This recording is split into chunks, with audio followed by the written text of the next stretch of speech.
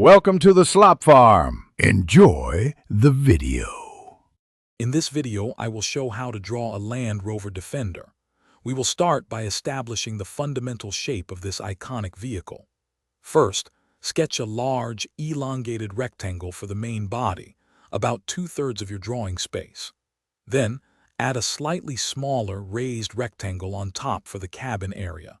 Connect these two primary shapes with straight lines, ensuring the overall outline is sturdy and balanced. This initial step lays the groundwork for all the exciting details to come. Now let's refine the body and add the windows. Carefully draw the flat, distinctive hood and the prominent, almost square front grille. Next, outline the rectangular windows on the sides and the large, upright windshield. Don't forget to include the iconic side vents and the clear lines for the doors. Pay attention to the straightness of your lines, as this gives the Defender its classic, rugged appearance. It's time to give our Defender some serious wheels and accessories. Draw 4 large, sturdy circles for the wheels, ensuring they are evenly spaced.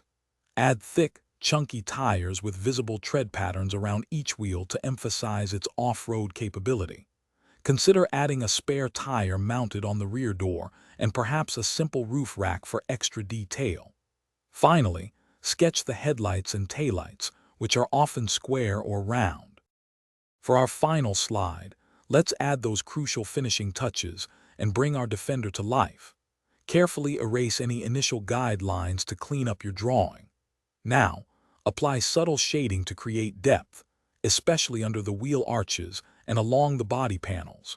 Use darker lines for the prominent edges and lighter strokes for reflections. Adding texture to the tires and the front grille will significantly enhance the realism of your Land Rover Defender. Thanks for watching. Consider subscribing if we helped you today.